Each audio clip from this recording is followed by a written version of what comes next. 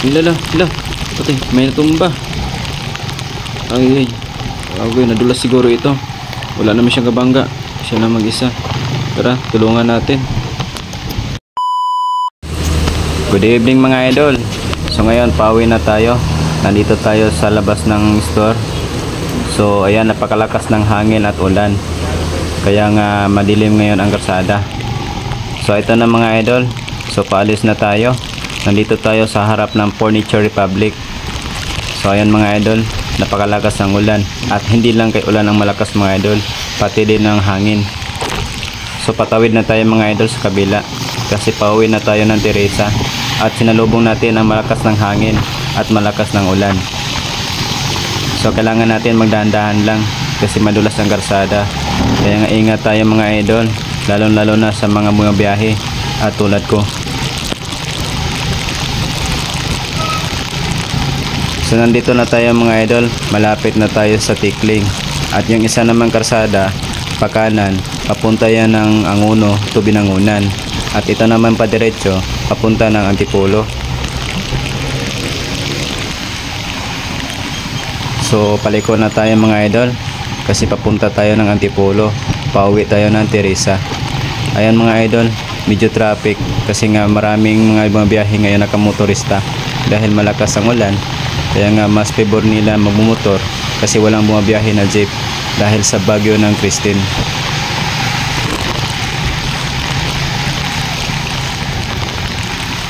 Kaya nga mga idol, napakalakas ng tubig.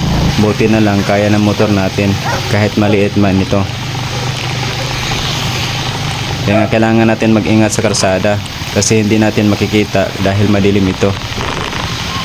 Kasi malakas ang ulan at malakas ang hangin. Kaya nga mga idol, tara samahan nyo ako sa biyahe ko. Paakyat na tayo ngayon sa Antipolo.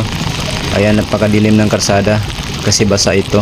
At yun nga mga idol, may biglang bumulagta sa unahan natin. Natumba si kuya. Na paano kaya ito? At yun mga idol, bumaba agad tayo ng motor. Tinulungan natin si kuya. At meron ding isang motorista na lumapit sa amin. Tinulungan namin si kuya.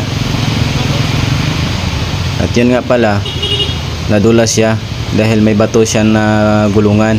Dahil nga hindi nga makikita ang kalsada kasi basa ito. At hindi niya napansin na may bato. So agad-agad namin tinayo ang motor mga idol kasi siya lang man isa at wala naman siyang kabangga. Tinulungan namin si kuya, tinabi namin ang motor niya para hindi matraffic. Okay naman si kuya, siguro kunting ano lang sa katawan niya kasi nga madulas ang kalsada. Nabasag pala ang dalawang side mirror nito, kaliwa at kanan. Pero di bali na magasgasan ang motor natin, wag lang ating katawan. Kaya nga ingat tayo sa biyahe, lalo na ngayon ay tag-ulan. At inaantay namin si kuya kung okay naman. Kaya nga kinuha ni kuya yung bato at tinabi ito para wala na ibang madisgrasya sa kalsada. Sabi ni Kuya Rider, hindi daw niya napansin ang kalsada na may bato dahil basa ito.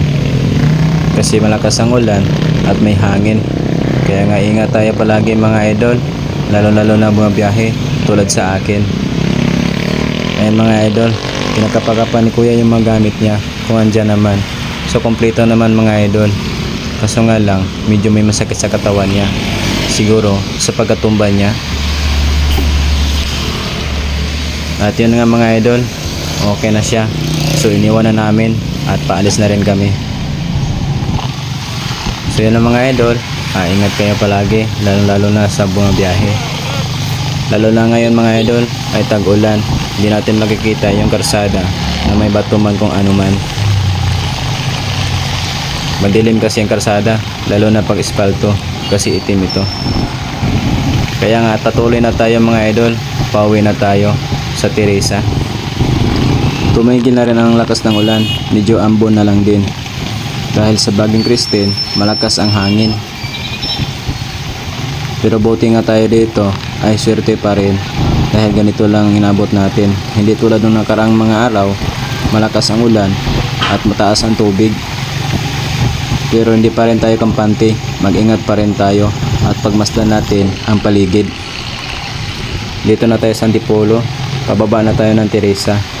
Medyo mataas din ang tubig dito, pero hindi tulad ng mga nakarang araw na bagyo. Yan, pauwi na tayo.